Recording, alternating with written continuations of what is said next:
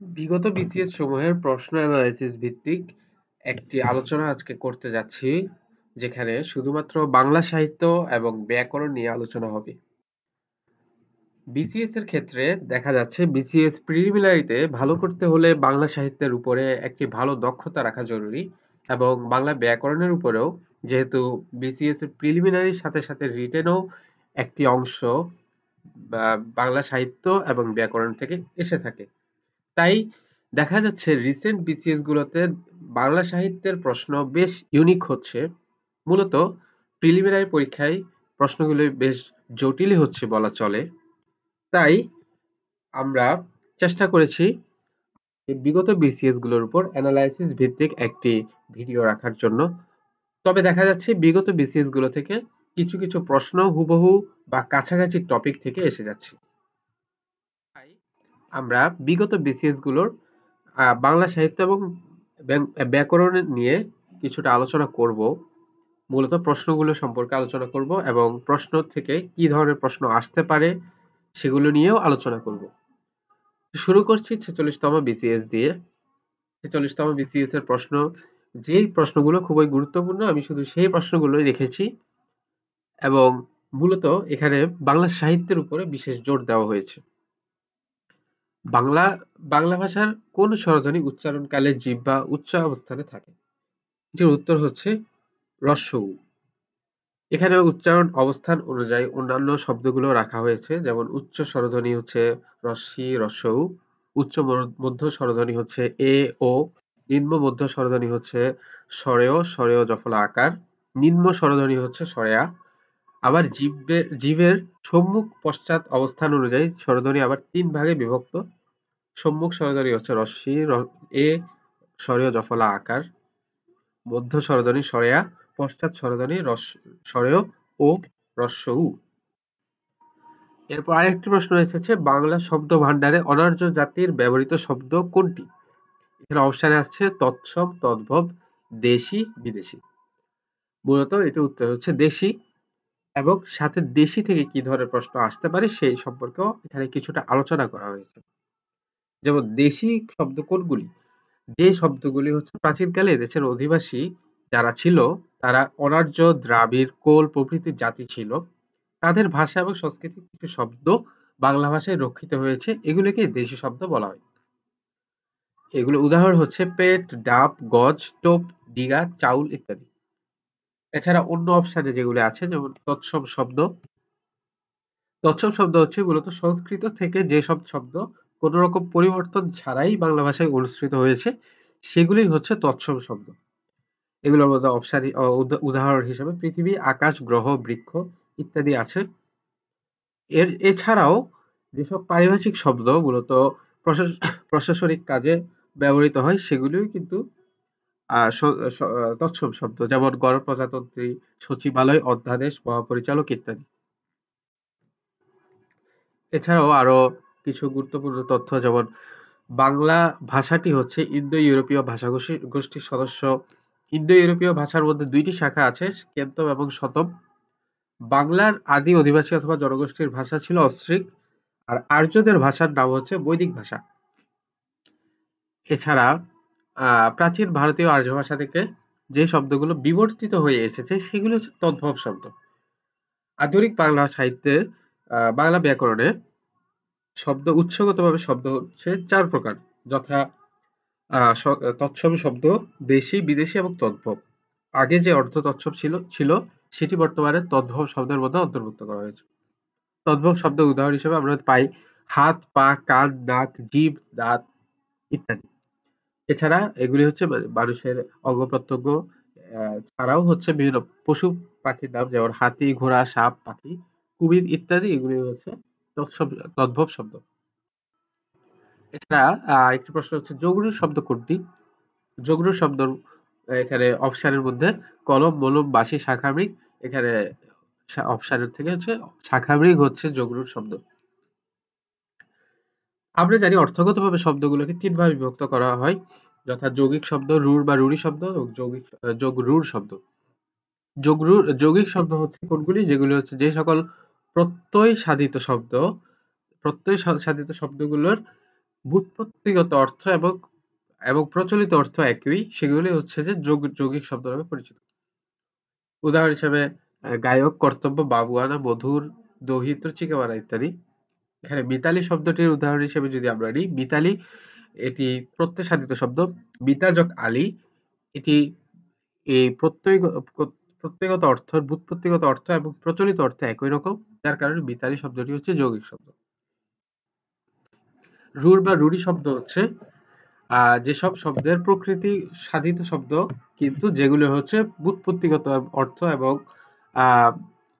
প্রচলিত অর্থ একই না, অর্থাৎ প্রত্যয়গত অর্থের অনুগামী না হয়ে ভিন্ন কোনো অর্থ প্রকাশ করে, সেগুলি হচ্ছে রূঢ় শব্দ।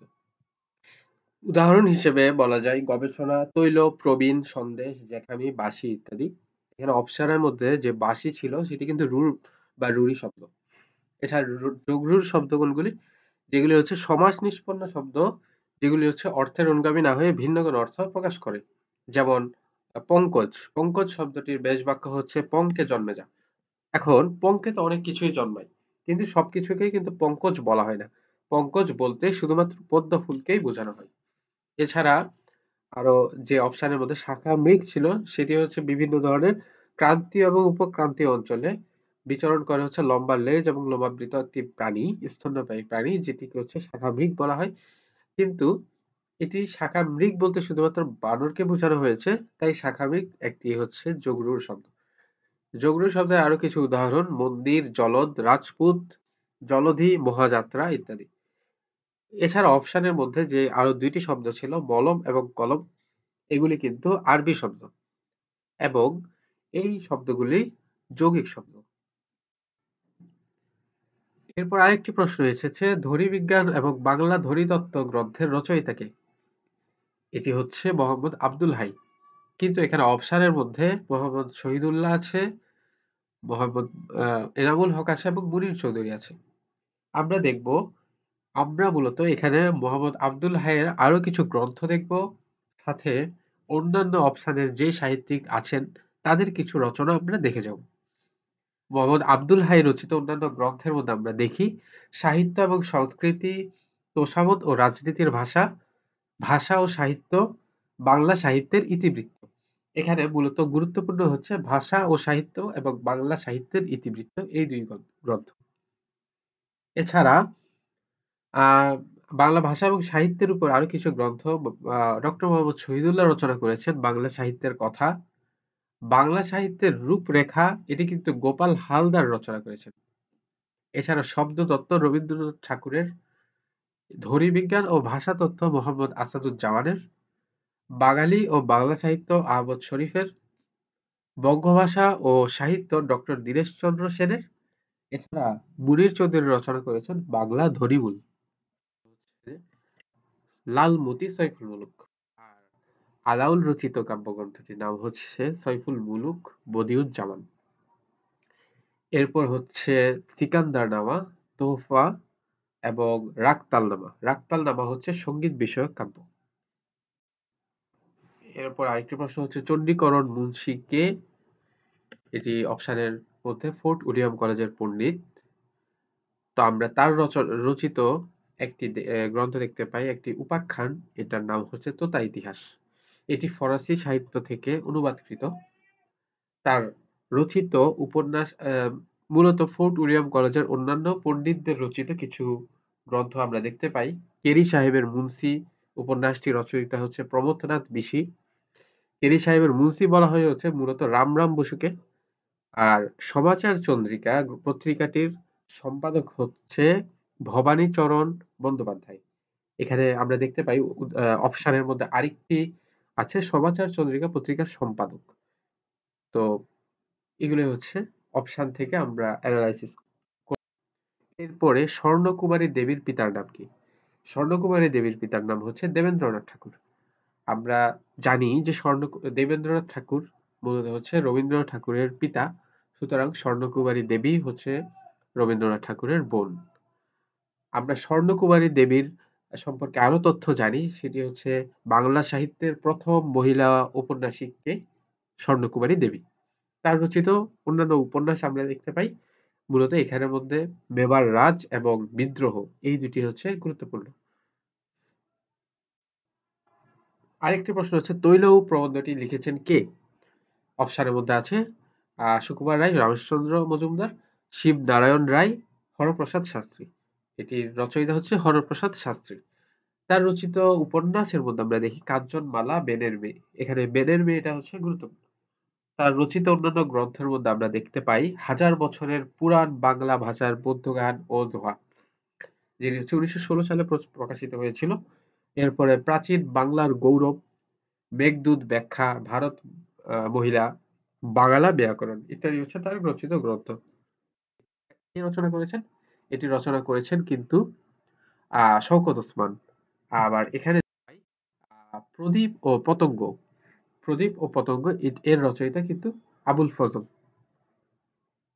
এছাড়া আবুল ফজলের গল্পের মধ্যে আছে মাটির পৃথিবী, মৃতের আত্মহত্যা।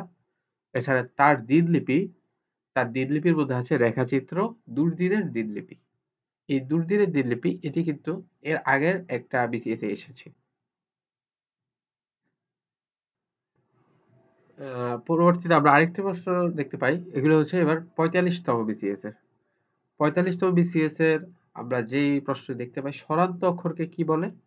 এটি হচ্ছে মুক্তাক্ষর বলে। মূলত অক্ষর বলতে বোঝায় যে বাক যন্ত্রের ক্ষুদ্রতম প্রয়াসে উচ্চারিত ধ্বনি বা শব্দাংশকে অক্ষর বলা হয়। আর অক্ষর দুই প্রকার, মুক্তাক্ষর এবং বদ্ধাক্ষর। মুক্তাক্ষর তো জানলাম, যেটি হচ্ছে যে স্বরান্ত অক্ষর বা এখানে একটি বর্ণ থাকে তখন তাকে মুক্তাক্ষর বলা হয়। আবার বদ্ধাক্ষর বলতে বোঝায় যেখানে হচ্ছে দুই যেখানে হচ্ছে যুগ্ম স্বরান্ত বা ব্যঞ্জনান্ত ধ্বনি, অর্থাৎ যেসব শব্দের অক্ষরের সমাপ্তি ঘটে তাকে বদ্ধাক্ষর বলা হয়। এরপরে হচ্ছে ভাষা চিন্তার শুধু বাহনই নয়, চিন্তার প্রসূতিও। মন্তব্যটি কোন ভাষা চিন্তকের? এটি হচ্ছে সুকুমার সেনের। সুকুমার সেন রচিত কিছু গ্রন্থ ভাষার ইতিবৃত্ত এবং ভাষার ইতিবৃত্ত এটি সুকুমার সেন রচিত। বাংলা সাহিত্যের ইতিহাস এটি হচ্ছে মাহবুবুল হকের। এরপর আরেকটি প্রশ্ন এসেছে সর্বপ্রথম বাংলা ভাষার ব্যাকরণ রচনা করেন কে? এটি কিন্তু খুবই গুরুত্বপূর্ণ একটি প্রশ্ন। এটা হচ্ছে মানুয়েল দা আসুনসাও। তো তার রচিত বাংলা ব্যাকরণ সম্পর্কে এখানে কিছু রিলেটেড কিছু তথ্য এখানে দেওয়া হয়েছে। প্রথম বাংলা ভাষার ব্যাকরণ রচনা করেন মানুয়েল দা আসুনসাও, কিন্তু তিনি হচ্ছে এটি পুরোপুরি গ্রন্থ রচনা করেননি। তিনি একটি বই রচনা করেছেন যার মধ্যে একটি চ্যাপ্টার ছিল বাংলা ভাষার ব্যাকরণ সম্পর্কে। এটি হচ্ছে পর্তুগালের লিসবন শহর থেকে ১৭৪৩ সালে পর্তুগিজ ভাষায় রচিত হয়েছিল। মূলত এখানে এটা কোনো গ্রন্থ ছিল না। আর এই গ্রন্থটা মানে একটা চ্যাপ্টারে একটা অধ্যায়ে এই বাংলা ভাষার ব্যাকরণ সম্পর্কে আলোচনা করেছেন। আর গ্রন্থটার নাম ছিল হচ্ছে ভোকাবুলারিও এন্ড ইডিওমা বেঙ্গালা ই পর্তুগিজ। অন্যদিকে বাংলা ভাষার প্রথম ব্যাকরণ সম্পূর্ণ গ্রন্থ রচনা করেন হচ্ছে নাথালিয়ান ব্রাসি হেলহেড। তার বইয়ের নাম ছিল হচ্ছে a grammar of the Bengal language. গ্রন্থটি হচ্ছে হুগলি থেকে প্রকাশিত হয় ১৭৭৮ সালে। আর এটি ছিল ইংরেজি ভাষায় রচিত। আবার সর্বপ্রথম বাংলা ভাষায় ব্যাকরণ গ্রন্থ রচনা করেন হচ্ছে রাজা রামমোহন রায়। তার রচিত বইয়ের নাম ছিল হচ্ছে গৌড়ীয় ব্যাকরণ। আর এটি প্রকাশিত হয় গৌড়ীয় ব্যাকরণ ১৮৪৩ সালে। এরপরে হচ্ছে কবি যশোরজ খান বৈষ্ণবপদ রচনা করেন কোন ভাষায়? আমরা দেখতে পাই এটা হচ্ছে ব্রজবুলি ভাষায়। এরপরে হচ্ছে গীতগোবিন্দ কাব্যের রচয়িতা জয়দেব কার সভাকবি ছিল? এটা হচ্ছে আমরা লক্ষণ সেনের সভাপতি ছিল। আর হচ্ছে নিচে কোন জন যুদ্ধ কাব্যের রচয়িতা নন? এটা হচ্ছে সৈয়দ নুরুদ্দিন। জঙ্গনামা বলা হয় যুদ্ধ কাব্য জাতীয় মধ্যযুগে যে বাংলা সাহিত্যের কাব্য রচয়িত হয়েছিল সেগুলোকে জঙ্গনামা বলা হয়। বিশেষত হযরত মুহাম্মদ সাল্লাল্লাহু আলাইহি ওয়াসাল্লাম ও তার স্বজনদের যুদ্ধই এই শ্রেণীর কাব্যের মূল বিষয়। সেই সব ঘটনার মধ্যে করুণ মর্মান্তিক পরিণতি ছিল, যেসব সাধারণত যুদ্ধের কথায় মানুষকে বেশি স্মরণ করিয়ে দেয়। এখানে বিশেষ উল্লেখিত কবি ছিল হচ্ছে দৌলত উজির বাহারাম খান, তারপর হচ্ছে সাবিরিদ খান, সৈয়দ সুলতান। দৌলত উজির বাহারাম খান রচনা করেছেন জঙ্গরাম বা মুকতুল হোসেন, আর সাবিরিদ খান তার প্রকৃত নাম ছিল শাহ বারিদ খান, আর তিনি রচনা করেছেন হানিফা কয়রাপুরী। সৈয়দ সুলতান রচনা করেছেন জয়কুব রাজার লড়াই, কিন্তু সৈয়দ নুরউদ্দিন কোন যুদ্ধকাব্যের রচনা কবি জয়নুদ্দিনের কাব্যগ্রন্থ কোনটি? কবি জয়নুদ্দিনের কাব্যগ্রন্থ হচ্ছে রসুল বিজয়। আচ্ছা, সৈয়দ সুলতানের নবীবংশের দ্বিতীয় খণ্ডের নাম রসুল চরিত, একটি পৃথক গ্রন্থ হিসেবে স্বীকৃত। সৈয়দ সুলতান কিন্তু নবীবংশ রচনা করেন, যার দ্বিতীয় খণ্ডের নাম ছিল রসুল চরিত, কিন্তু কবি জৈনুদ্দিন রসুল বিজয় নামে আলাদা কাব্যগ্রন্থ রচনা করেন। সুতরাং এক্ষেত্রে এটার রিলেভেন্স আছে, তাই আমি এখানে এটা দিয়ে রেখেছি। এরপরে আরেকটি প্রশ্ন এসেছে, বিদ্যাসাগর ও বাঙালি সমাজ গ্রন্থের রচয়িতা কে? এখানে অপশনে বিনয় ঘোষ হচ্ছে বিদ্যাসাগর এবং বাঙালি সমাজ গ্রন্থের রচয়িতা। তার রাজনীতি বিষয়ক গ্রন্থগুলো হচ্ছে, বিনয় ঘোষের রাজনীতি বিষয়ক গ্রন্থ হচ্ছে আন্তর্জাতিক রাজনীতি, সোভিয়েত সভ্যতা, এগুলো হচ্ছে গুরুত্বপূর্ণ। তার ছদ্মনাম ছিল হচ্ছে কালপেঁচা। আমরা দেখতে পাই সমরেশ বসুর ছদ্মনাম কিন্তু কালকুট, বিনয় ঘোষের ছদ্মনাম কালপেঁচা। আর তার রচিত গবেষণা গ্রন্থ হচ্ছে বিদ্যাসাগর ও বাঙালি সমাজ, বিদ্রোহী ডিরোজিও, সুতানুটি সমাচার। ডিরোজিও কে ছিল? ডিরোজিও কিন্তু বাংলা সাহিত্যের যে আধুনিক মনস্তাত্ত্বিক, যে আধুনিক মানসিকতা সম্পন্ন যে কয়েকজন তরুণকে নিয়ে একটি সংগঠন করেছিল, সেই সংগঠনটির প্রণেতা ছিল ডিরোজিও। আপনারা কমেন্টে জানাবেন সেই সংগঠনটির নাম কি। এরপর আরেকটি প্রশ্ন এসেছে, তুমি বা কল্পতরু আমরা সব পোষাগরু, এই কবিতাংশটির রচয়িতা কে? এই কবিতাটির রচয়িতা হচ্ছে ঈশ্বরচন্দ্র গুপ্ত। ঈশ্বরচন্দ্র গুপ্তকে কি বলা হয়? যুগ সন্ধিক্ষণের কবি বলা হয়। আর তাকে কিন্তু বাংলা গীতি কবিতার জনক বলা হয়। সরি, তাকে বাংলা গীতি কবিতার জনক বলা হয় না, কিন্তু তাকে বলা হয় তাকে কি বলা হয়? ঈশ্বরচন্দ্র গুপ্তকে বলা হয় যুগ সন্ধিক্ষণের কবি। এছাড়া আহ যে ঈশ্বরচন্দ্র গুপ্ত তার নীলকর নামক বিখ্যাত কবিতায় মহারানী ভিক্টোরিয়াকে সম্বোধন করে বলেছেন, তুমি বা কল্পতরু আমরা সব পোষাগরু। এটি কিন্তু এক ধরনের স্যাটারিক মানসিকতা থেকে এটা বলেছিলেন। এছাড়া সংবাদ প্রভাকর যে পত্রিকা ছিল, সেটার প্রতিষ্ঠাতা কিন্তু ঈশ্বরচন্দ্র গুপ্ত। এটি বাংলা ভাষায় প্রকাশিত প্রথম দৈনিক পত্রিকা। এরপরে হচ্ছে, ভাষা চিন্তার শুধু বাহনই নয়, চিন্তার প্রসূতিও। মন্তব্যটি কোন ভাষা চিন্তকের? এটি হচ্ছে সুকুমার সেনের। সুকুমার সেন রচিত কিছু গ্রন্থ, ভাষার ইতিবৃত্ত এবং ভাষার ইতিবৃত্ত, এটি সুকুমার সেন রচিত। বাংলা সাহিত্যের ইতিহাস, এটি হচ্ছে মাহবুবুল হকের।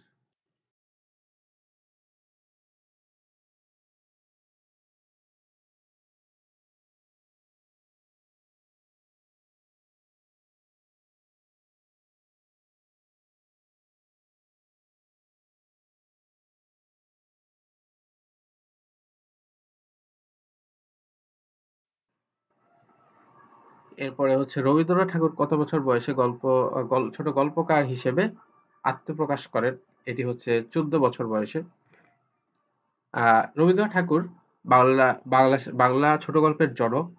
তিনি টোটাল 119টি ছোট গল্প রচনা করেন, আর তার প্রথম ছোট গল্পটি হচ্ছে ভিখারিনী। আরেকটি প্রশ্ন হচ্ছে, নিচের কোনটি বিভূতিভূষণ বন্দ্যোপাধ্যায়ের গল্প গ্রন্থ নয়? এটি হচ্ছে ইছামতি। ইছামতি হচ্ছে, এটি উপন্যাস, আর বাকিগুলো হচ্ছে গল্প গ্রন্থ। ইছামতি উপন্যাসের উপজীব্য হচ্ছে ইছামতি নদীর তীরবর্তী গ্রামের মানুষের জীবন কথা। এখানে প্রধান চরিত্র হিসেবে ভবানী বাণিজ্য আছে, তার পুত্র ত্রয়, 3 পুত্র আছে তার, তিলু, বিলু এবং নীল। এখানে মূলত নীলকরদের বিরুদ্ধে প্রতিবাদ আছে এই উপন্যাসে। জীবন ও বৃক্ষ প্রবন্ধে মোতাহের হোসেন চৌধুরী কাকে তপোবন প্রেমিক বলেছেন? তিনি তাকে আসলে রবীন্দ্রনাথকে বলেছিলেন তপোবন প্রেমিক। এরপরে হচ্ছে দুর্দিনের দিনলিপি স্মৃতিগ্রন্থটি কার লেখা? এটি হচ্ছে আবুল ফজলের লেখা। আমরা একটু আগেই দেখেছি আবুল ফজল থেকে একটি প্রশ্ন এসেছিল। এখন দেখলাম যে দুর্দিনের দিনলিপি গ্রন্থটি স্মৃতিগ্রন্থটি কার লেখা? এটি হচ্ছে আবুল ফজলের দিনলিপি বা যেটা হচ্ছে স্মৃতিকথামূলক একটি গ্রন্থ। এরপর একটি প্রশ্ন এসেছে, আনোয়ারা উপন্যাসের রচয়িতার নাম কি? মোহাম্মদ নজিবুর রহমান। এই আনোয়ারা উপন্যাসের প্রতিপাদ্য হচ্ছে ধর্ম এবং সত্যের জয়, অধর্মের পরাজয় এবং আনোয়ারার স্বামী নিষ্ঠা। এখানে প্রধান চরিত্র হচ্ছে আনোয়ারা, নুরুল ইসলাম, খাদেম, আজিমুল্লাহ, গোলাপ জান ইত্যাদি। এছাড়া কাজী আব্দুল ওদুদ রচনা করেছেন শাশ্বত বঙ্গ, প্রবন্ধ এবং নদী বক্ষে, এটি হচ্ছে উপন্যাস। এরপর আরেকটি প্রশ্ন, এটি বাংলা ব্যাকরণ থেকে নিচের কোনটি অগ্নির সমার্থক নয়? এটি হচ্ছে আবির। আবির শব্দের অর্থ হচ্ছে আসলে এক ধরনের রঞ্জক দ্রব্য বা অভ্রের গুড় মিশানো রং। এটা হচ্ছে সুগন্ধি রঞ্জক দ্রব্য বলা হয় আবির। আর অগ্নির অন্যান্য সমার্থক শব্দগুলো হচ্ছে বন্যী, বৈশ্বরণ, কৃষাণু, বিভাবসু, সর্বসূচি, বায়ুসখা, হুতাশন, অনল, পাবক, আগুন, দহন, সর্বমুখ, শিখা ইত্যাদি। আবির শব্দের আরেকটি অর্থ হচ্ছে অস্তয়মান সূর্যের রক্তিম আভা। আর আবির শব্দটি কিন্তু আরবি ভাষা থেকে এসেছে। আবির আরবি অনেকটি সিমিলার। এরপরে কোনটি জিগিসার সম্প্রসারিত প্রকাশ? অর্থাৎ জিগিসার সম্পূর্ণ রূপ কি? এটি হচ্ছে জয় করিবার ইচ্ছা। জয় করিবার ইচ্ছার এক কথায় প্রকাশ হচ্ছে জিজ্ঞাসা। এছাড়া আরো অপশনে যেগুলি আছে, যেমন জানিবার ইচ্ছা, এটা হচ্ছে জিজ্ঞাসা। হরণ করিবার ইচ্ছা, এটা হচ্ছে জিঘাংসা। বধ বা হরণ করার ইচ্ছা, এটা হচ্ছে জিঘাংসা। আর যুদ্ধ করার ইচ্ছা বা অভিলাষ, এটা হচ্ছে জুজুৎসা। আর জিজিবিসা হচ্ছে বেঁচে থাকার ইচ্ছা।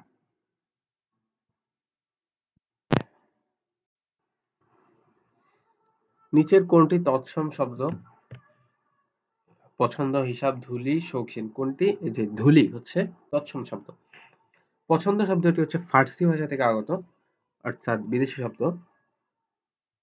হিসাব শব্দটি হচ্ছে আরবি শব্দ, অর্থাৎ এটি আরবি ভাষা থেকে এসেছে। শৌখিন শব্দটি হচ্ছে শৌকিন, আরবি শৌকিন থেকে এসেছে, যার অর্থ হচ্ছে বিলাসী। চণ্ডীমঙ্গল কাব্যের চণ্ডী কার স্ত্রী? চণ্ডী মূলত হচ্ছে শিবের স্ত্রী। চণ্ডীমঙ্গল কাব্য সম্পর্কে কিছু এখানে ইনফরমেশন দেওয়া আছে। চণ্ডীমঙ্গল নামক হচ্ছে লৌকিক পৌরাণিক দেবীর পূজা প্রচারের কাহিনী অবলম্বনে লিখিত কাব্য হচ্ছে চণ্ডীমঙ্গল কাব্য। এই কাব্যের আদি কবি হচ্ছে মানিক দত্ত। আর চণ্ডীমঙ্গল ধারার প্রধান কবির নাম হচ্ছে মুকুন্দরাম চক্রবর্তী। চণ্ডীমঙ্গল ধারার দুইটি কাহিনী প্রচলিত আছে, একটি হচ্ছে কালকেতু ফুল্লরার কাহিনী, আর একটি হচ্ছে ধর্মবতী লহরা খুলনার কাহিনী। চণ্ডীমঙ্গল কাব্যের প্রধান চরিত্রগুলো হচ্ছে কালকেতু, ফুল্লরা, ধর্মপতি, ভারু দত্ত, মুরারি শীল প্রমুখ। আর চণ্ডী মূলত শিবের স্ত্রী ছিল। বিদ্যাপতি মূলত কোন ভাষার কবি ছিলেন? বিদ্যাপতি মূলত হচ্ছে মৈথিলি ভাষার কবি ছিলেন। মিথিলার রাজসভার কবি ছিলেন বিদ্যাপতি, যার কারণে তাকে মৈথিল কোকিল বলা হয়। মিথিলার রাজা শিব সিংহ তাকে কবি কণ্ঠহার উপাধিতে ভূষিত করেছেন। তাকে মৈথিল কোকিল এবং অভিনব জয়দেব নামেও খ্যাত ছিলেন তিনি। বিদ্যাপতি হচ্ছে ব্রজবুলি ভাষায় পদাবলী রচনা করেছেন। মনোরমা বঙ্কিমচন্দ্রের কোন উপন্যাসের চরিত্র? মনোরমা হচ্ছে মৃণালিনী উপন্যাসের চরিত্র। বঙ্কিমচন্দ্রকে বলা হয় বাংলা সাহিত্যের প্রথম সার্থক ঔপন্যাসিক এবং বাংলা উপন্যাসের জনক বলা হয়। তাকে বাংলার স্কট সাহিত্য সম্রাট নামে তাকে অভিহিত করা হয়। তার রচিত উপন্যাস মৃণালিনীতে ত্রয়োদশ শতাব্দীর বাংলাদেশ এবং তুর্কি আক্রমণের পটভূমি প্রাধান্য পেয়েছে। এই ঐতিহাসিক ঘটনার অন্তরালে হেমচন্দ্র, মৃণালিনী, পশুপতি, মনোরমা এদের প্রেম কাহিনী উপন্যাসে প্রাধান্য পেয়েছে। অর্থাৎ আমরা জানতে পারি মৃণালিনী উপন্যাসের অন্যান্য চরিত্রের মধ্যে আছে হেমচন্দ্র, মৃণালিনী, পশুপতি ইত্যাদি। অভিক রবীন্দ্রনাথের কোন গল্পের নায়ক? অভিক হচ্ছে রবিবার গল্পের নায়ক। রবিবার গল্পটি হচ্ছে রবিবার গল্পটি রবীন্দ্রনাথের, এবং এখানে অভিক কুমার বা অভয়াচরণ, বিভা এই চরিত্রগুলি আছে। এছাড়া ল্যাবরেটরির গল্পের প্রধান চরিত্র হচ্ছে সোহিনী। দশটরির গল্পের চরিত্রগুলো হচ্ছে চারুলতা, ভূপতি, উমাপতি, মন্দাকিনী, অমল প্রমুখ। এরপরে হচ্ছে নামঞ্জুর গল্পের কেন্দ্রীয় চরিত্র হচ্ছে অমিয়া। আমরা জানি রবিবার, আজ রবিবার এটি একটি নাটক। এটি হচ্ছে হুমায়ুন আহমেদের। সকলের তলে সকলে আমরা, প্রত্যেকে ওরা পরের তরে, এটি কার রচিত পংক্তি? এটি হচ্ছে কামিনী রায় রচিত পংক্তি। এই পংক্তিটি হচ্ছে পরার্থে কবিতাটি থেকে নেওয়া হয়েছে কামিনী রায়ের। আর কামিনী রায় মাত্র ৮ বছর বয়স থেকে কবিতা লেখা শুরু করেন। তিনি প্রথম জনৈক বঙ্গমহিলা নামে কাব্য চর্চা করতেন। তার আরো কিছু কাব্যগ্রন্থ আছে: নির্মাল্য, মাল্য এবং নির্মাল্য। এরপর হচ্ছে ঠাকুরবার চিঠি। এরপরে হচ্ছে নিচের কোন ব্যক্তি বুদ্ধির মুক্তি আন্দোলনের সঙ্গে যুক্ত ছিলেন না? এটা হচ্ছে এস ওয়াজেদ আলী। আমরা যেটি বলেছিলাম আগে যে প্রত্যেকটা বিসিএস এ মোটামুটি বুদ্ধির মুক্তি, ঢাকা মুসলিম সাহিত্য সমাজ এই এই সংগঠনটি থেকে প্রশ্ন আসতেছে। তো আমরা দেখছি যে 1926 সালে এই ঢাকা মুসলিম সাহিত্য সমাজ প্রতিষ্ঠিত হয়। যেটা হচ্ছে অধ্যাপক ডক্টর মোহাম্মদ শহীদুল্লাহ সভাপতি ছিলেন। এটি 1926 সালের 19 জানুয়ারি মুসলিম সাহিত্য সমাজ প্রতিষ্ঠিত হয়। এই প্রতিষ্ঠানটির স্লোগান ছিল জ্ঞান যেখানে সীমাবদ্ধ, বুদ্ধি যেখানে আড়ষ্ট, মুক্তি সেখানে অসম্ভব। মুসলিম সাহিত্য সমাজের মূলমন্ত্র ছিল বুদ্ধির মুক্তি। এই প্রতিষ্ঠানটির সাথে সংশ্লিষ্ট ছিলেন আবুল হোসেন, মুতাহির হোসেন চৌধুরী, কাজী আব্দুল ওদুদ, আব্দুল কাদির, আবুল ফজল, আনোয়ারুল কাদির প্রমুখ। সংগঠনটি 1927 সালে শিখা নামে একটি বার্ষিক মুখপত্র প্রকাশ করে, যেটি হচ্ছে ঢাকা বিশ্ববিদ্যালয়ের অর্থনীতি বিভাগের বাণিজ্য বিভাগের অধ্যাপক আবুল হোসেন ছিলেন শিখা পত্রিকার প্রথম সংখ্যার সম্পাদক। নিচের কোন কাব্য কাজী নজরুল ইসলামের উদারনৈতিক ঐতিহ্য ভাবনার ধারক? এটি হচ্ছে অগ্নিবীণা। কারণ আমরা দেখতে পাই অগ্নিবীণায় কাজী নজরুল ইসলাম মোটামুটি অসাম্প্রদায়িক আচরণ দেখিয়েছেন। হিন্দু মুসলিমের একতা তিনি দেখিয়েছেন এখানে, এবং এখানে বিভিন্ন যে কাব্যগ্রন্থগুলো, যে কবিতাগুলি আছে, যেমন প্রলয় উল্লাস, রক্তাম্বু ধারণিমা, তারপর হচ্ছে মহরম, এই কাব্যগুলি হচ্ছে আমরা দেখতে পাই এখানে হিন্দু মুসলিমের ঐতিহ্য তিনি তুলে ধরেছেন। আর যে বিদ্রোহী কবিতাটি আছে সেখানে কিন্তু হিন্দু মুসলিম দুটি একই সাথে তিনি বিদ্রোহী কবিতার মধ্যে তুলে ধরেছেন তাদের ঐতিহ্যগুলি। এরপরে বিষের বাঁশি, এই কাব্যটি হচ্ছে সরকার গ্রন্থটি নিষিদ্ধ করে। এটি হচ্ছে প্রথম নিষিদ্ধকৃত কাব্যগ্রন্থ। বিষের বাঁশি হচ্ছে নজরুলের প্রথম নিষিদ্ধকৃত কাব্যগ্রন্থ, আর যুগবাণী হচ্ছে প্রথম নিষিদ্ধ গ্রন্থ। বিষের বাঁশি কাব্যগ্রন্থের কিছু উল্লেখযোগ্য কবিতা দেখি: বন্দী বন্দনা, বন্দনা গান, তারপর হচ্ছে বিদ্রোহীর বাণী, মুক্ত পিঞ্জর, যুগান্তরের গান, এরপরে হচ্ছে শিকল পরার গান। এরপরে দেখতে পাই আরেকটি প্রশ্ন: নিচের কোনটি 20 শতকের পত্রিকা? এটি হচ্ছে শনিবারের চিঠি। শনিবারের চিঠি সম্পর্কে যেটি জানতে হবে সেটা হচ্ছে শনিবারের চিঠি ছিল স্যাটায়ার ধর্মী সাহিত্যিক পত্রিকা। এর প্রাণপুরুষ ছিলেন সজনীকান্ত দাস। এরপর আরেকটি হচ্ছে বঙ্গদর্শন পত্রিকা। বঙ্গদর্শন পত্রিকা বঙ্কিমচন্দ্র চট্টোপাধ্যায় কর্তৃক প্রথম প্রকাশিত হয়। এই পত্রিকাটি প্রকাশিত হয়। এরপর আরেকটি হচ্ছে তত্ত্ববোধিনী পত্রিকা, যেটি হচ্ছে ব্রাহ্ম সমাজের তত্ত্ববোধিনী সভার মুখপাত্র ছিল। এটি হচ্ছে দেবেন্দ্রনাথ ঠাকুরের পৃষ্ঠপোষকতায় 1843 সালের এই পত্রিকাটি প্রকাশিত হয়, এবং অক্ষয় কুমার দত্তের সম্পাদনায় এই তত্ত্ববোধিনী পত্রিকা প্রকাশিত হয়। আরেকটি হচ্ছে সংবাদ প্রভাকর পত্রিকা। এই পত্রিকার প্রতিষ্ঠাতা হচ্ছেন ঈশ্বরচন্দ্র গুপ্ত।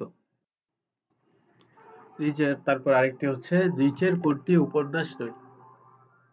নিচের কোনটি উপন্যাস নয়? এটি হচ্ছে দিবারাত্রির কাব্য। এই দিবারাত্রির কাব্যটি হচ্ছে মূলত রচনা করেছেন মানিক বন্দ্যোপাধ্যায়। এটি সরি এখানে দিবারাত্রির কাব্য, এটি কিন্তু উপন্যাস। এখানে ভুল অপশন আমি এটা দাগিয়ে দিয়েছি। এটা হচ্ছে উপন্যাস নয়, মূলত হচ্ছে কবিতার কথা। কবিতার কথা। এটি হচ্ছে জীবনানন্দ দাশ রচিত প্রবন্ধ গ্রন্থ। এই গ্রন্থের বিখ্যাত উক্তি হচ্ছে সকলেই কবিরন, কেউ কেউ কবি। এরপরে শেষের কবিতা, এটিও উপন্যাস। এটি রবীন্দ্রনাথের উপন্যাস। এটাকে অনেকে কাব্য উপন্যাসও বলা হয়। আবার এখানে চরিত্র হচ্ছে অমিত, লাবণ্য, কেতকী প্রমুখ। এরপরে হচ্ছে দিবারাত্রির কাব্য মানিক বন্দ্যোপাধ্যায় রচিত একটি উপন্যাস। এখানে প্রধান চরিত্র হচ্ছে হেরম্ব এবং আনন্দ। আর পল্লী সমাজ, এটি কিন্তু শরৎচন্দ্র চট্টোপাধ্যায় রচিত উপন্যাস। এর প্রধান চরিত্রগুলো হচ্ছে রমা, রমেশ, বেণী, বলরাম ইত্যাদি। বাঙালি ও বাংলা সাহিত্য গ্রন্থটি কে রচনা করেছেন? এটি হচ্ছে আহমদ শরীফ। আহমদ শরীফ রচিত আরো কিছু গ্রন্থ হচ্ছে সাহিত্য সংস্কৃতি চিন্তা, বিচিত্র চিন্তা, স্বদেশ চিন্তা ইত্যাদি। এখানে কালীপ্রসন্ন ঘোষেরও কিছু প্রবন্ধ আছে, যেগুলোর মধ্যে চিন্তা এটি আছে, যেমন প্রভাত চিন্তা, নিভৃত চিন্তা, নিশীথ চিন্তা। এগুলো হচ্ছে কালীপ্রসন্ন ঘোষের রচিত প্রবন্ধ। খোকা ও রজ্জু মাহমুদুল হকের কোন উপন্যাসের চরিত্র? মাহমুদুল হকের কোন উপন্যাসের চরিত্র? এটা হচ্ছে জীবন আমার বোন।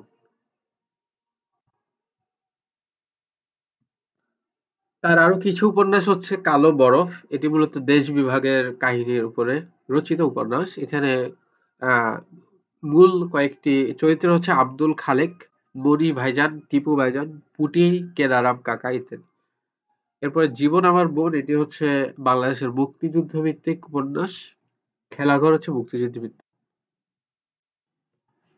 এরপরে সৈয়দ ওয়ালিউল্লাহর লেখা নাটক কোনটি? এটি হচ্ছে বহিঃপীর। সৈয়দ ওয়ালিউল্লাহর রচিত সাহিত্যকর্ম বেশি গুরুত্বপূর্ণ, ইদানিং বিসিএস এ প্রায় আসে। এটা হচ্ছে তার গল্প গ্রন্থ আছে নয়ন, চারা, দুই তীর ও অন্যান্য গল্প। এরপরে তার নাটক আছে বহিঃপীর, তরঙ্গ, সুরঙ্গ ভঙ্গ, সুরঙ্গ, তরঙ্গ ভঙ্গ, উজানের মৃত্যু ইত্যাদি। আর তার উপন্যাস আছে লাল সালু, চাঁদের অমাবস্যা, কাঁদো নদী কাঁদো। এছাড়া অন্যান্য যে লেখাগুলি আছে, কবর হচ্ছে মুনীর চৌধুরী রচিত ভাষা আন্দোলন ভিত্তিক নাটক। পায়ের আওয়াজ পাওয়া যায় সৈয়দ শামসুল হকের লেখা মুক্তিযুদ্ধের পটভূমিতে রচিত কাব্য নাটক। এরপরে ওরা কদম আলী, এটি হচ্ছে মামুনুর রশিদ রচিত একটি নাটক। মরণ রে তুই তুহু মম শ্যাম সমান, এই পংক্তিটির রচয়িতা কে? এই পংক্তিটির রচয়িতা হচ্ছেন রবীন্দ্রনাথ ঠাকুর। আধুনিক কবিদের মধ্যে রবীন্দ্রনাথই কিন্তু শুধু পদাবলী রচনা করেছেন। তার পদাবলীগুলোই কিন্তু রচিত, তার পদাবলী নিয়ে রচিত কাব্যের নাম হচ্ছে ভানুসিংহ ঠাকুরের পদাবলী। এর বেশিরভাগ পদে কিন্তু ব্রজবুলি ভাষায় রচিত। আহ এই ভানুসিংহ ঠাকুরের পদাবলীর অন্তর্গত লেখা হচ্ছে মরণ রে তুই শ্যাম সমান। এরপরে হচ্ছে ৪৩তম প্রশ্ন, বিসিএস এর প্রশ্নগুলো যদি আমরা দেখি, তোমারই যেন ভালোবাসিয়াছি শত রূপে শতবার, জনমে জনমে যুগে যুগে অনিবার। এই রবীন্দ্রনাথ ঠাকুরের কোন কবিতার অংশ এই অংশটুকু? এটি হচ্ছে অনন্ত প্রেম অংশের অন্তর্গত। আর অনন্ত প্রেম কিন্তু কবিতাটি রবীন্দ্রনাথ ঠাকুরের মানসিক কাব্যগ্রন্থের অন্তর্গত। এরপরে আরেকটি এই মানসিক কাব্যগ্রন্থে অনন্ত প্রেম, ব্যক্ত প্রেম, এই কবিতাগুলি আছে। নীল লোহিত কোন লেখকের ছদ্মনাম? নীল লোহিত মূলত সুনীল গঙ্গোপাধ্যায়ের ছদ্মনাম। সুনীল গঙ্গোপাধ্যায়ের আরো কয়েকটি ছদ্মনাম আছে, নীল লোহিত, নীল উপাধ্যায়, সনাতন পাঠক। ৪৩তম বিসিএস আরো প্রশ্ন, কত সালে দুর্গেশ নন্দিনী উপন্যাস প্রথম প্রকাশিত হয়? এটি হচ্ছে ১৮৬৫ সালে। ১৮৬৫ সালে দুর্গেশ নন্দিনী বাংলা সাহিত্যের প্রথম সার্থক উপন্যাস এবং বঙ্কিমচন্দ্রের প্রথম সার্থক উপন্যাস। এই উপন্যাসের চরিত্র হচ্ছে তিলোত্তমা, আয়েশা, বিমলা প্রমুখ, এবং কেন্দ্রীয় নারী চরিত্র হচ্ছে তিলোত্তমা। আরেকটি প্রশ্ন, রুখের তেন্তুলি কুমিরে খাই, এর অর্থ কি? এর অর্থ হচ্ছে গাছের তেঁতুল কুমিরা খায়। এটি হচ্ছে চর্যাপদের ২ নম্বর পদ, যার রচয়িতা হচ্ছে কুক্কুরিপা। এর অর্থ হচ্ছে গাছের তেঁতুল কুমিরা খায়।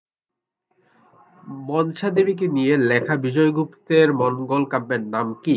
এটা হচ্ছে পদ্ম পুরাণ। মনসা মঙ্গলের অন্যতম কবি নারায়ণ দেব, তার রচিত কাব্যের নামও কিন্তু পদ্ম পুরাণ। পদ্ম পুরাণ মূলত মনসা দেবীর কয়েকটি নাম আছে, পদ্ম পুরাণ, এরপর হচ্ছে মনসা, পদ্ম পুরাণ, পদ্মাবতী, এগুলো হচ্ছে মনসা দেবীর কয়েকটি নাম। এরপর হচ্ছে বাংলা সাহিত্যে প্রথম মহিলা উপন্যাসিকের নাম কি? এটি কিন্তু আমরা এর আগেও প্রশ্ন দেখেছি, অর্থাৎ স্বর্ণকুমারী দেবীকে নিয়ে আগেও কিন্তু প্রশ্ন এসেছে। সুতরাং বাংলা সাহিত্যের প্রথম মহিলা উপন্যাসিকের নাম হচ্ছে স্বর্ণকুমারী দেবী। তিনি রবীন্দ্রনাথ ঠাকুরের বোন ছিলেন। 1872 সালে প্রকাশিত ভারতী পত্রিকা সম্পাদনা করেন স্বর্ণকুমারী দেবী। কে রচনা করেছেন? এটি রচনা করেছেন কিন্তু শওকত ওসমান। আবার এখানে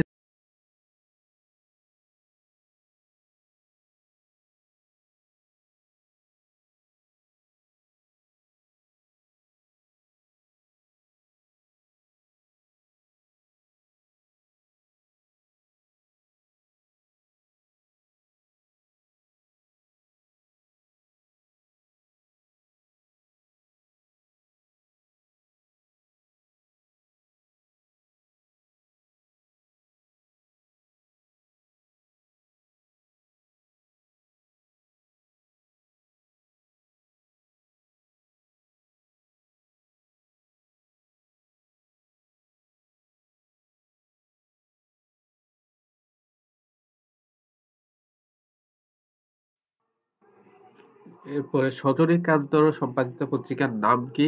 এটা হচ্ছে শনিবারের চিঠি, যেটি মূলত এর আগে একবার প্রশ্ন এসেছিল যে 20 শতকের সম্পাদিত পত্রিকা কোনটি?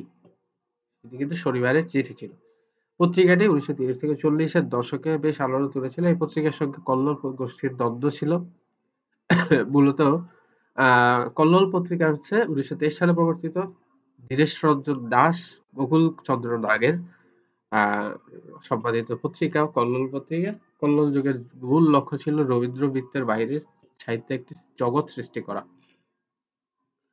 এরপরে আরেকটি প্রশ্ন, কোনটি মুক্তিযুদ্ধ ভিত্তিক উপন্যাস? এটি মূলত মুক্তিযুদ্ধ ভিত্তিক উপন্যাসটি হচ্ছে প্রদোষে প্রাকৃতজন। হ্যাঁ, সৈয়দ ওয়ালিউল্লাহ রচিত আরো কিছু উপন্যাস, যেমন সৈয়দ ওয়ালিউল্লাহ রচিত কাদো নদী কাদো উপন্যাস হচ্ছে গ্রামীণ কুমারডাঙ্গার শহুরে পরিবেশের বর্ণনা করা হয়েছে।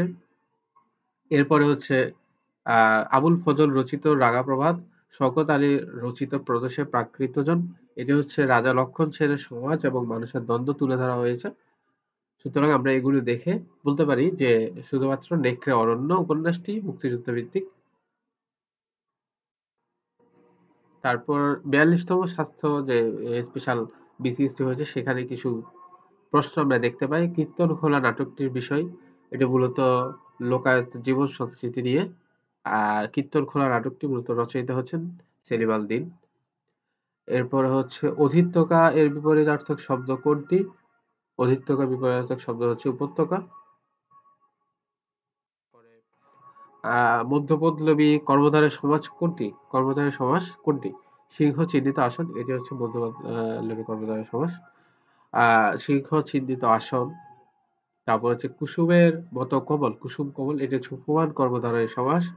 মহান যে পুরুষ, মহাপুরুষ, এটা হচ্ছে সাধারণ কর্মধারয়। জায়া ও পতি দম্পতি, এটা হচ্ছে দ্বন্দ্ব সমাস। মহাকবি আলাওল রচিত কাব্য কোনটি? এটা হচ্ছে পদ্মাবতী। আর আলাওল সম্পর্কে কিছু তথ্য আছে। তিনি সপ্তদশ শতকের শ্রেষ্ঠ কবি আলাওল। তার কিছু সাহিত্যকর্ম হচ্ছে পদ্মাবতী, সপ্তপয়কর, সিকান্দার নামা, তোহফা, সৈফুল মুলুক, বদিউজ্জামান। 41তম বিসিএস আমরা কিছু প্রশ্ন দেখতে পাই। বিধবার প্রেম নিয়ে রচিত উপন্যাস কোনটি? এটি হচ্ছে রবীন্দ্রনাথ ঠাকুরের চোখের বালি। এছাড়া অন্যান্য উপন্যাসগুলি, চোখের বালি হচ্ছে বাংলা সাহিত্যের প্রথম মনস্তাত্ত্বিক উপন্যাস। এর প্রধান চরিত্র বিনোদিনী, মহেন্দ্র, আশালতা, বিহারী, রাজরক্ষী। শেষ প্রশ্ন উপন্যাসটি রচয়িতা হচ্ছে শরৎচন্দ্র। এর প্রধান চরিত্রের নাম হচ্ছে কমল। এরপরে হচ্ছে কাজী নজরুল ইসলামের কুহেলিকা উপন্যাসের প্রধান চরিত্রের নাম জাহাঙ্গীর, যে হচ্ছে বিপ্লবী স্বদেশী দলের কর্মী ছিল। জেলে জীবন কেন্দ্রিক উপন্যাস কোনটি? যে হচ্ছে গঙ্গা। গঙ্গা উপন্যাসটি সমরেশ বসুর অন্যতম শ্রেষ্ঠ রচনা। এছাড়া পুতুল নাচের ইতিকথা এই উপন্যাসটি রচনা করেছেন মানিক বন্দ্যোপাধ্যায়। হাসুলী বাঁকের উপকথা হলো তারাশঙ্কর বন্দ্যোপাধ্যায়ের লিখিত একটি আঞ্চলিক উপন্যাস। এরপর হচ্ছে শরৎচন্দ্রের উপন্যাসগুলোর মধ্যে সবচেয়ে শিল্প সার্থক উপন্যাসটি হলো গৃহদাহ। পরাণের গহীর ভিতর এই কাব্যটির রচয়িতা কে? এটা হচ্ছে সৈয়দ শামসুল হক, যাকে বলা হয় হচ্ছে বাংলা সাহিত্যের সব্যসাচী লেখক হিসেবে পরিচিত। তার রচিত কাব্যগ্রন্থ হচ্ছে একদা এক রাজ্যে, বৈশাখে রচিত পঙ্ক্তিমালা, ধ্বংসস্তূপে কবি ও নগর ইত্যাদি। এরপরে বাংলা সাহিত্যে কালকূট নামে পরিচিত কোন লেখক? এটা হচ্ছে সমরেশ বসু, যার একটু আগে আমরা দেখেছি বিজন ঘোষ, আর যিনি হচ্ছে কাল পেঁচা নামে পরিচিত ছিল। পাঁচালিকা হিসেবে সর্বাধিক খ্যাতি ছিল কার? হচ্ছে দাশরথী রায়, আর তিনি হচ্ছে দাশু রায় নামেও খ্যাত ছিলেন। এরপরে ভাষা আন্দোলন নিয়ে লেখা কবিতা কোনটি? এটি হচ্ছে স্মৃতিস্তম্ভ। কবিতাটির রচয়িতা হচ্ছেন আলাউদ্দিন আল আজাদ। চারণ কবি হিসেবে বিখ্যাত কে? এটা হচ্ছে মুকুন্দ দাস। মুকুন্দ দাসের কয়েকটি বিখ্যাত গান হচ্ছে হাসি হাসি পূর্বভাসী দেখবে জগৎবাসী, যেটি হচ্ছে বিপ্লবী ক্ষুদিরামের ফাঁসির পর রচিত হয়। এরপর ছেড়ে দাও কাচের চুড়ি বঙ্গনারী, স্বদেশী আন্দোলন, বিশেষ করে বিদেশি পণ্য বর্জনের সময় মূলত তিনি এটি হচ্ছে বঙ্গভঙ্গের প্রতিবাদে এই কবিতাগুলো রচনা করেন, গানগুলি রচনা করেন। এরপরে সবকিছু নষ্টদের অধিকারে যাবে গ্রন্থটির রচয়িতা কে? এটা হচ্ছে হুমায়ুন আজাদ। তার আরো কিছু কাব্যগ্রন্থ আছে অলৌকিক স্টিমার, জলচিতাবাঘ, কাফনে মোড়া অশ্রুবিন্দু, আমি বেঁচে ছিলাম অন্যদের সময়ে ইত্যাদি। মুক্তিযুদ্ধ ভিত্তিক নাটক কোনটি? সেটি হচ্ছে কি চাহ হে শঙ্খ চিল। ছেঁড়াজার নাটকটির রচয়িতা হচ্ছে তুলসী লাহিড়ী। চাকা নাটকের রচয়িতা সেলিম আল দীন। বাকি ইতিহাস নাটকের রচয়িতা হচ্ছে বাদল সরকার। এরপরে হচ্ছে মমতাজউদ্দিন চৌধুরী, মূলত কি চাহ শঙ্করীল, এটার রচয়িতা হচ্ছে মমতাজউদ্দিন আহমেদ। আর তার রচয়িত মুক্তিযুদ্ধভিত্তিক কয়েকটি নাটক হচ্ছে বর্ণচর, বকুলপুরের স্বাধীনতা, কি চাহ শঙ্করীল, এবারের সংগ্রাম, স্বাধীনতা সংগ্রাম ইত্যাদি। এরপরে তেভাগা আন্দোলন কেন্দ্রিক উপন্যাস কোনটি? এটি হচ্ছে নাড়াই। এটি তেভাগা আন্দোলন কেন্দ্রিক শওকত আলীর উপন্যাস নাড়াই। শওকত আলীর আরো কিছু বিখ্যাত উপন্যাস হচ্ছে প্রদোষে প্রাকৃত জন, দক্ষিণায়নের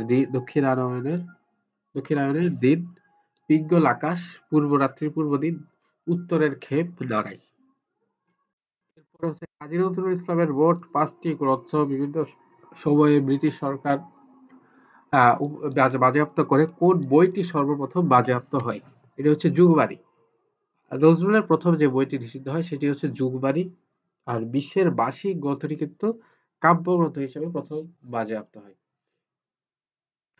এরপরে তারাশঙ্কর বন্দ্যোপাধ্যায় বাংলাদেশের মুক্তিযুদ্ধ চলাকালে এই মুক্তিযুদ্ধ নিয়ে একটি উপন্যাস রচনা করেছেন, যা 1972 নামে প্রকাশিত হয়। উপন্যাসটির নাম কি? এটি হচ্ছে 1971।